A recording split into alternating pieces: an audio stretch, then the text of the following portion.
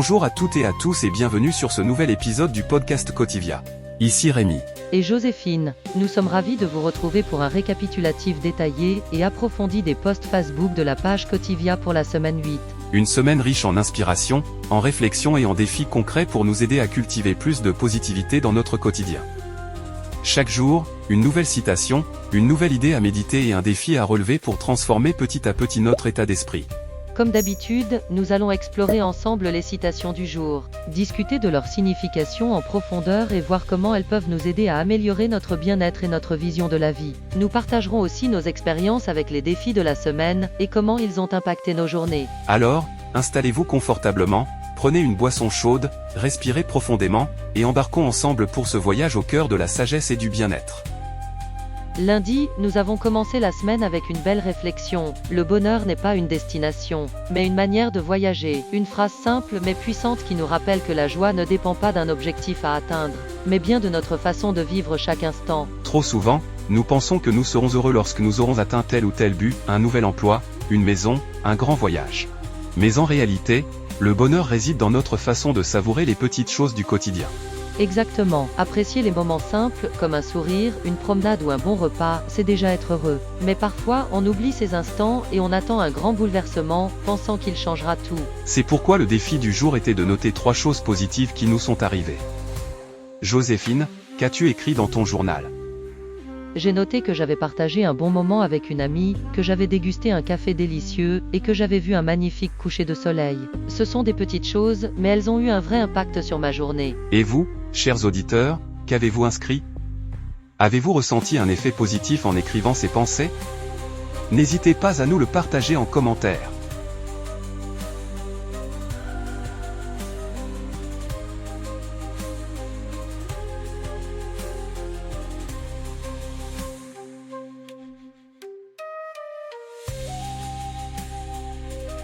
La citation de mardi nous rappelle une grande vérité, ne laisse pas le comportement des autres détruire ta paix intérieure. Une phrase forte qui nous invite à réfléchir sur la manière dont nous laissons parfois les événements extérieurs perturber notre bien-être intérieur. C'est un point crucial. Nous avons tous déjà vécu des situations où une parole blessante, une attitude désagréable ou même une simple mauvaise humeur de quelqu'un d'autre a suffi à nous plomber la journée. Mais est-ce que cela vaut vraiment la peine ? Exactement. On ne peut pas contrôler les actions des autres, mais on peut choisir comment on y réagit. C'est là que réside notre pouvoir. Plutôt que de nous laisser envahir par la négativité, nous pouvons apprendre à nous protéger et à préserver notre sérénité. Justement, le défi du jour était d'expérimenter la bulle de protection. Chaque fois qu'une situation risquait d'affecter notre état d'esprit, nous devions visualiser une bulle invisible nous entourant et empêchant les énergies négatives de nous atteindre. Et toi, comment as-tu vécu ce défi, Joséphine ? J'ai eu une journée plutôt chargée avec quelques tensions au travail, alors j'ai vraiment mis cette technique en pratique. À un moment, j'ai senti la frustration monter, mais au lieu de réagir immédiatement, j'ai pris une profonde respiration, et j'ai imaginé cette bulle autour de moi. Et ça a marché. J'ai réussi à garder mon calme et à me concentrer sur ce que je pouvais contrôler, au lieu de laisser l'agitation extérieure me gagner. C'est génial. Moi aussi, j'ai essayé, et j'ai remarqué que cela me permettait de ne pas me laisser emporter par l'émotion du moment. J'ai réalisé que bien souvent, nos réactions automatiques amplifient les situations négatives au lieu de les apaiser. Tout à fait, c'est une belle leçon de lâcher prise. On ne peut pas toujours éviter les conflits ou les tensions, mais on peut choisir la façon dont on les traverse. Et vous, chers auditeurs, avez-vous déjà essayé cette technique ? Avez-vous ressenti une différence dans votre façon de gérer les interactions difficiles ? N'hésitez pas à partager vos expériences en commentaire.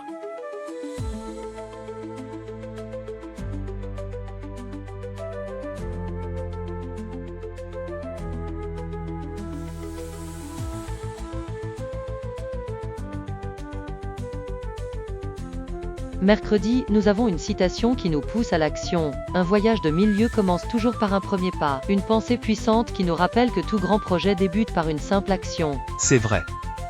On a parfois tendance à attendre le moment parfait pour se lancer, mais ce moment n'arrive jamais vraiment. L'essentiel, c'est de commencer, même par une toute petite action. C'est exactement ça. Le défi du jour était donc d'identifier un projet qui nous tient à cœur et de poser une première pierre, aussi modeste soit-elle. Et toi, Joséphine, qu'as-tu entrepris ? J'ai décidé de me lancer dans l'apprentissage du dessin numérique. Cela fait longtemps que j'y pense, mais je repousse toujours en me disant que je n'ai pas assez de temps. Alors aujourd'hui, j'ai simplement téléchargé un logiciel et suivi un petit tutoriel de 10 minutes. C'est un excellent exemple. Moi, j'ai commencé à structurer un projet d'écriture qui traînait dans ma tête depuis des mois. Juste une esquisse, mais ça fait une grande différence psychologiquement. C'est exactement ça. L'important, c'est d'amorcer le mouvement. Une fois lancé, on se sent déjà plus motivé. Et vous, chers auditeurs, quel premier pas avez-vous fait aujourd'hui? Laissez-nous un commentaire, on veut savoir.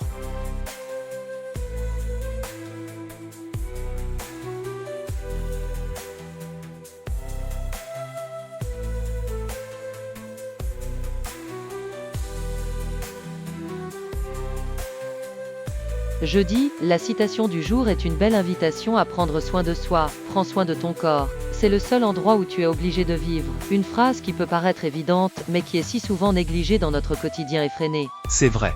On accorde tellement d'importance aux choses matérielles, à nos responsabilités, à nos obligations, qu'on en oublie l'essentiel, notre corps, notre bien-être. Pourtant, sans une bonne santé physique et mentale, tout le reste perd de sa valeur. Exactement, on repousse souvent le moment de bien s'occuper de nous. On se dit, je ferai du sport quand j'aurai plus de temps, je mangerai mieux après les fêtes, ou encore, je dormirai plus quand j'aurai moins de travail. Mais notre corps, lui, continue de subir nos négligences. Et pourtant, c'est un cercle vertueux. Plus on en prend soin, plus on a d'énergie et de clarté d'esprit. C'est un investissement sur le long terme qui apporte des bénéfices bien au-delà de la simple santé physique. Absolument, c'est pourquoi le défi du jour était de prendre un moment pour soi, pour son bien-être physique, que ce soit par une séance de sport, un bon repas équilibré, une balade en pleine nature ou même un bain relaxant. L'idée était de reconnecter avec notre corps. Alors Joséphine, qu'as-tu fait pour relever ce défi aujourd'hui? J'ai pris le temps de faire une vraie pause déjeuner, en savourant chaque bouchée au lieu de manger rapidement devant un écran. Ensuite, j'ai fait une petite marche en extérieur. Cela m'a fait un bien fou, j'ai ressenti une vraie différence dans mon énergie. C'est un excellent choix. Moi, j'ai opté pour une séance de stretching ce matin. Je suis souvent tendu à cause des longues heures passées devant l'ordinateur, et honnêtement, ces quelques étirements m'ont redonné une sensation de légèreté et de bien-être. Comme quoi, ce n'est pas forcément une question de temps. On peut toujours trouver quelques minutes dans la journée pour écouter son corps et en prendre soin. Exactement. Et vous, chers auditeurs, qu'avez-vous fait aujourd'hui pour prendre soin de vous? Un petit geste suffit parfois pour faire une grande différence. Partagez vos expériences avec nous en commentaire.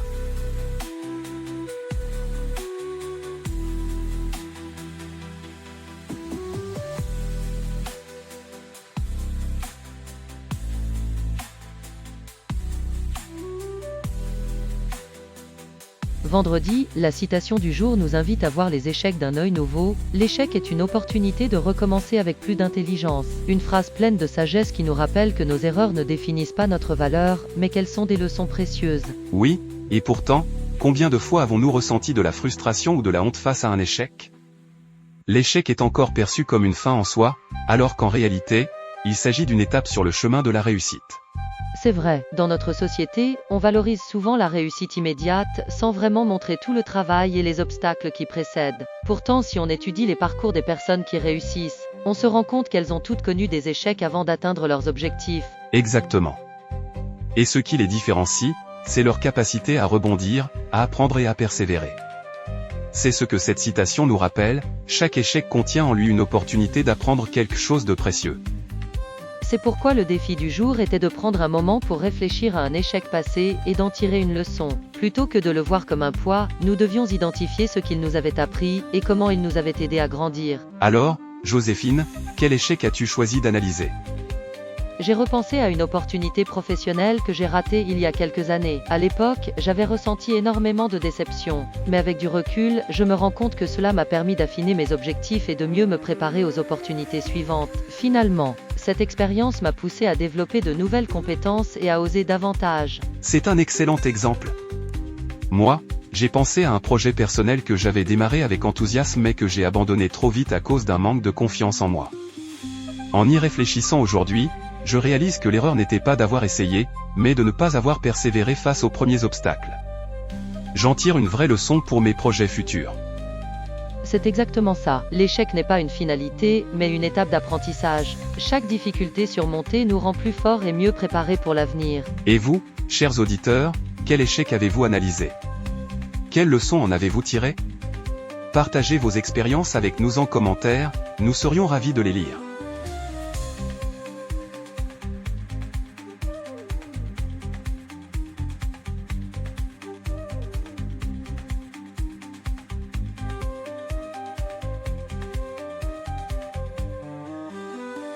Samedi, nous avons une citation qui parle de rêve et d'ambition. Fais de ta vie un rêve, et d'un rêve une réalité. Une phrase magnifique qui nous invite à ne pas simplement rêver, mais à tout mettre en œuvre pour concrétiser nos aspirations. C'est une citation puissante qui nous rappelle que nos rêves ne doivent pas rester de simples idées lointaines. Ils peuvent devenir une réalité si nous avons le courage et la discipline nécessaires pour les poursuivre.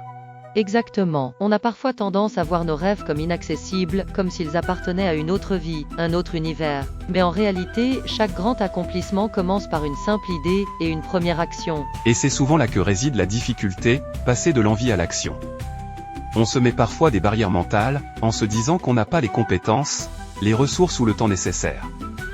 Alors que souvent, il suffit de commencer, même par une toute petite étape. Oui, et c'est pourquoi le défi du jour était de prendre un moment pour réfléchir à un rêve que nous avons, et de définir une première action concrète pour nous en rapprocher. Alors Joséphine, as-tu relevé ce défi? Absolument. J'ai toujours rêvé d'écrire un livre, mais je repousse sans cesse en me disant que ce n'est jamais le bon moment. Aujourd'hui, j'ai décidé de ne plus attendre et j'ai écrit la première page. C'est un petit pas, mais c'est un début. C'est génial. L'important, c'est de commencer.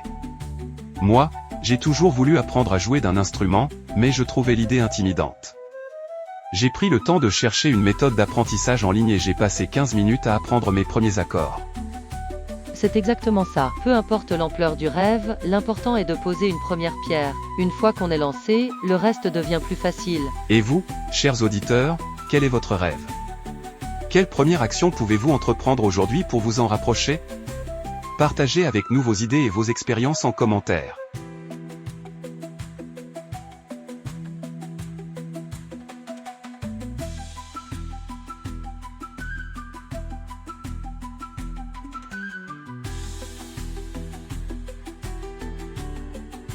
Pour terminer cette semaine en beauté, voici la citation du dimanche. La vie est un écho, ce que tu envoies te revient. Une phrase simple, mais puissante, qui nous rappelle que nos pensées, nos paroles et nos actions ont un impact direct sur ce que nous recevons en retour. C'est une vérité fondamentale. Tout ce que nous semons dans nos relations et dans notre quotidien finit par revenir vers nous, d'une manière ou d'une autre. Si nous envoyons de la bienveillance, nous en recevons en retour. Si nous cultivons des pensées négatives, elles finissent par influencer notre réalité. Exactement. Parfois, on a l'impression que le monde est injuste ou que les choses ne se passent pas comme on le voudrait. Mais il est important de prendre du recul et de se demander, qu'est-ce que je projette autour de moi? Est-ce que mon attitude favorise des échanges positifs? C'est pourquoi le défi du jour était d'observer consciemment nos paroles et nos actions. Nous devions nous assurer qu'elles étaient en accord avec les énergies que nous voulions attirer dans notre vie.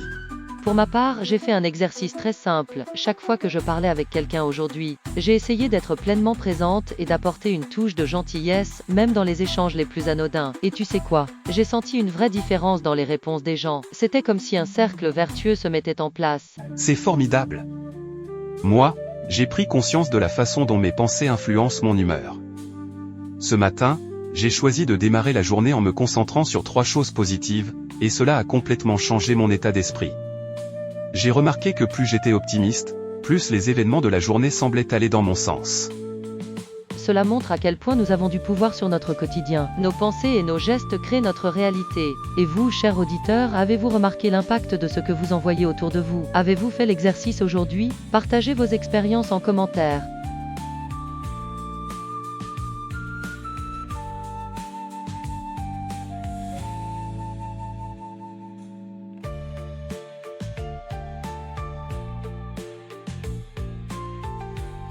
Voilà, nous arrivons à la fin de ce récapitulatif de la semaine 8. Une semaine remplie d'inspiration, d'apprentissage et surtout d'actions concrètes pour transformer nos vies au quotidien. Ce que nous retenons de cette semaine, c'est qu'à travers de simples pensées, des gestes bienveillants et un état d'esprit positif, nous pouvons vraiment influencer notre quotidien et celui des autres.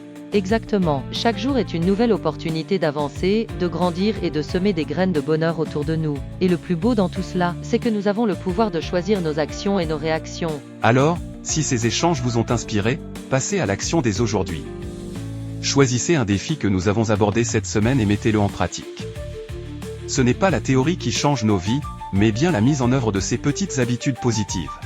Et bien sûr, si vous avez aimé ce podcast, n'oubliez pas de nous soutenir en mettant un pouce bleu, en vous abonnant et en activant la cloche pour ne rien manquer des prochains épisodes. Et surtout, partagez votre ressenti en commentaire. Quels défis vous ont le plus parlé? Quels changements avez-vous déjà commencé à mettre en place? On adore vous lire et échanger avec vous. Nous vous remercions encore une fois d'avoir passé ce moment avec nous. Prenez soin de vous, gardez cette belle énergie et surtout, continuez à rayonner autour de vous. À très bientôt pour une nouvelle semaine sur Cotivia. À bientôt et belle continuation à vous tous.